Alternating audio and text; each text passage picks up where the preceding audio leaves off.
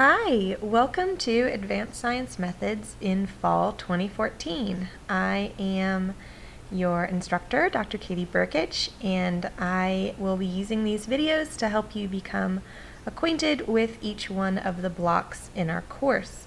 The first video is helping you through the important course documents. So let's get started. The best way to view our course is going to be through content, because when you go to content, you'll be able to see all of the information for that block as well as all the other parts of the block. If you try to view it through just the main page, you will not see all of the directions, and so that is less than good. For our purposes in this video, we're going to just cover important course documents, and there are three. There is our course syllabus, our course calendar, and then the BSCS login page. Let's take a minute and look at the syllabus together. There's a lot of information in the syllabus, and obviously it's good to read it all. But for your purposes in getting started with the course, I want to make sure you're aware that we don't have a course textbook per se, but you will be required to subscribe to the BSCS Vista Inquiry module, and you should have already received information about that through your folio email. We will be also using two books that are available free digitally, but you can also order a hard copy. So the first book is Ready Set Science, Putting Research to Work in K-8 Science Classrooms, and you can get a hard copy of that new for $15.72 or used for as cheap as $2 plus shipping. I would really recommend you get this text. It's a really useful text and something you may want to be able to highlight and refer back to. The other course text is a framework for K-12 science education, practices, cross-cutting concepts, and core ideas. And if I'm being honest, I just printed this one. It is a huge document, but it was something I could put in a binder and use, as opposed to spending the almost $38 to purchase it or $20 to rent it. That just seems silly when it's available for free. So let's talk about how to get those for free. You can get Ready Set Science as a free PDF. They have just scanned the entire book. I'm not even really sure why, but it is available as a scanned PDF through the link in your course syllabus, and that is literally just the entire book scanned. So you can There's no links to certain chapters or anything, but you can download it and use it, or download it and print it for free. And then the other text, the Framework for K-12 Science Education, in order to get to that, you have to either log on as a guest or have a free MyNAP account. You can go through that either way you want. You can go to I don't have an account and create an account, or you can go as download as a guest and just give them your email if you don't think you're ever going to use it again. You'll type in your email at georgiasouthern.edu. I will be using it for an online master's course, and I accept the terms of use, and when I hit continue, then I can either download the whole book or I can go chapter by chapter. For our purposes, I'll be telling you chapter 1, chapter 2, chapter 3, so you can go in and access it that way as well. Now, we'll also be using BSCS Vista, which is probably something you've never done before. It's very science specific. It's $15, I believe, for the semester to use it, and you should have gotten information about that in your folio email. If you haven't, please email me and I will give you more information. This is a set of online readings and videos that we'll be using to help facilitate our discussion about improving science education in the elementary schools. You will receive from them a username and a password, and then when you log in under My Courses, you will have probably only this one, Burkich Fall 2014, and that's the one we want. And in week 1, we'll be going through a lot of this together, but we will be beginning in the introduction section. We'll be skipping pre-tests. For now, though, you may have to wait to get access to that. So in the meantime, if you do want to get started in the course, I have, let me just show you what I did to help you guys get started. I made a until you get started in Block 1, temporary fix until you get BSCS access that has just the PDF files. So it will be enough to get you started on some of the first week stuff, but you definitely, as soon as possible, want to get access to your BSCS Vista section. Okay, continuing through the syllabus, the key assessment on this course, we'll have quite a few videos on that. It's very different than probably what you're used to. It is a curriculum topic study. The key assessment for this course is content and content knowledge. And so the key assessment isn't a unit or a lesson plan or really anything that feels very connected until the end to what's actually going on in your classrooms. It is showing you a way to improve your content knowledge in the science concept that you choose. There's a variety of sources we'll be using for that assignment. 2 of them, though, are not available digitally, and so I want you to make sure you have access to those. That can either be through a local library, renting them, checking them out, or going ahead and buying them. They're both older books, and so they're usually available fairly cheap online. The first book is Hazen and Treffel's Science Matters. It originally came out in 1991, or there is a more scientifically up-to-date version that came out in 2009 that you can also get. That's the one I would recommend if you can get it.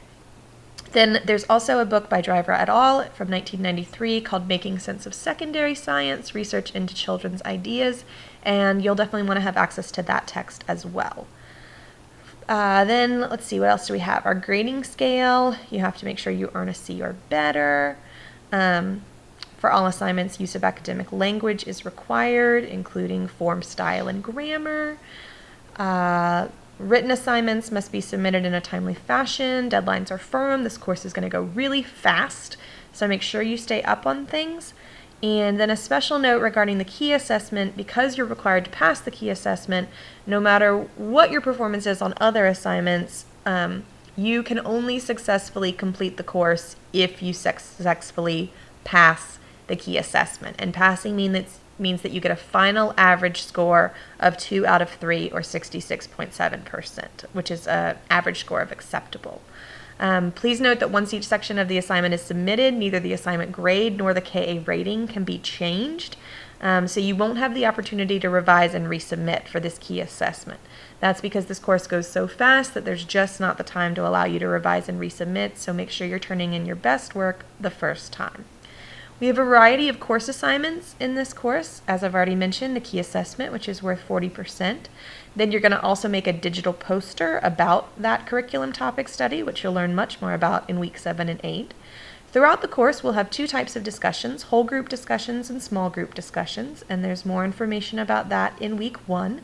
But for every discussion, we will be using the same point structure. So every discussion is worth 5 points total, up to 2 points for your initial post, and up to 3 points for appropriate responses to your colleague's post, 1 point for each of the 3 required responses. Now, to earn the 2 points for your initial post, you must completely answer the questions for 1 point and provide supporting evidence for your answer from the modules, reading videos, etc. for the second point. Then, when you write your peer responses, you should use the peer responses protocol. To earn the point for each of your peer responses, you must do each of the following, each of the following is what I'll really be looking for. Share a personal classroom connection or share an opinion supported by personal experience. Make a connection to course readings and videos. Please don't repeat the connection by the initial person who wrote the post. That's not helpful. And ask a question or make a suggestion instructional idea. If you include all 3 of those things, you will get full credit for your peer response. We'll also have submissions that are submitted throughout the semester. These are where you'll be typing in a Word document individually and submitting it. Please make sure you name your file like this before you upload it, last name _ submission number. So for example, if I was turning in the first submission, I would name my file Burkich _ S1 for submission 1. That will really help with keeping all of the files organized as I download and grade them. The next page tells you when things are due. Things work in blocks, starting on Mondays, ending on Sundays. And as you see, the course follows a very normal, predictable pattern. There are submissions, there are small group discussions, and there are whole group discussions. Because this course follows a block schedule, each block of work takes 1 week to complete. Technically, blocks will begin on Monday at midnight and will end the next Sunday at 11:49 p.m. However, I know some of you like to work ahead on the weekends, or some of you can only work on weekends, so each block will become available in Folio on the Friday before the week begins, so you can work ahead if you choose. Submissions, discussions, and I think I've gotten rid of journal tests actually for your section, will always be due the same daytime each block as follows. Submissions will be due Sunday by 11:59 p.m. Small group and whole group discussions, the initial post will be due Thursday by 11:59 p.m. and the 3 peer responses by Sunday at 11:59 p.m. Then we have 4 main sections to our major course assignment. This is all our key assessment. The first section will be November 2nd, and then following each week on the 9th, the 16th, and our digital posts are due the last week, December 3rd, on Wednesday. You will see that we have a break between week 7 and 8 for Thanksgiving, and no final exam in this course. Now, while as much as accurate as possible, I've made the provisions in this syllabus accurate, if I do reserve the right to change anything within it to meet the needs of the course. All right, now this is a section I really want you to pay attention to.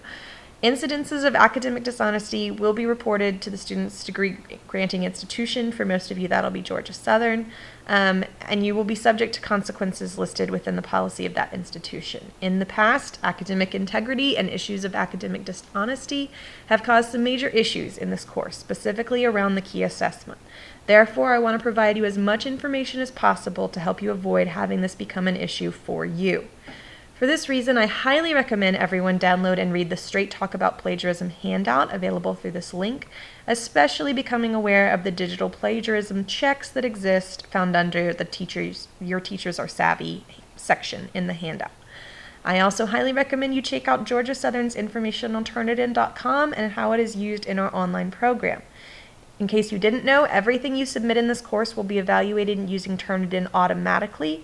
That means before I even get to see it, I see a report that says how much is taken from a digital source, including anything else ever submitted to Georgia Southern or any other school that uses Turnitin, as well as everything currently available online. To learn more, please go to the CATS website available at this link and learn more about how Turnitin works through Folio. To learn even more, the Indiana University has made a wonderful online module with tons of information and even practice tests you can complete to learn more about all that plagiarism entails available here. And then I give you, for the purposes of this course, what is the definition of academic dishonesty and plagiarism so that you're familiar with it. So for our purposes, plagiarism includes stealing verbatim but with acknowledgments. So even if you take a big sentence and cite it, you have to make sure that you're using an appropriate reference or citation, and that it is appropriately cited. Misquoting, paraphrasing, or summarizing without citing or duplicating a publication, which means you can't reuse or recycle anything you submitted in another course or have already published elsewhere. Cheating, you're probably really familiar with, and then unauthorized collaboration. Please make sure that you're not working with someone else so closely that you turn in the same work. They need to be your ideas. It's totally fine to be talking to other people, especially if you see them or you're at the same school site, but you definitely want to make sure you're doing your own work and your own ideas. And then I go through the consequences of academic dishonesty, and it is your responsibility to be fully aware of those consequences. Additionally, I have my policy on instructional modifications and disability accommodations. If you are in need of any of those, please make sure you are going through the GSU Disabled Student Services Office. I don't give a grade of incomplete except in extremely unusual circumstances, so make sure you plan accordingly and finish all work during the scope of this course. And then I have given you the course objectives aligned with the NSTA Pre-Service Science Standards and INTAS standards, and our relationship to the COE conceptual framework, which is less important for the purposes of our course. All right, so that is the entire syllabus. I have also, in the important course documents folder, provided you a calendar that breaks it down week by week, showing you that weeks begin on Monday, end on Sundays, and when important things are due. So you can use this to help you realize when things will technically begin, when your initial posts are due, when your peer responses and submissions are due, and then a little further along when each one of the major course tasks are due, including the digital poster. So you may want to download and get that as well. Okay. That is all for the important course documents section. Please make sure before you begin Block 1 that you also watch the Block 1 video. Thank you.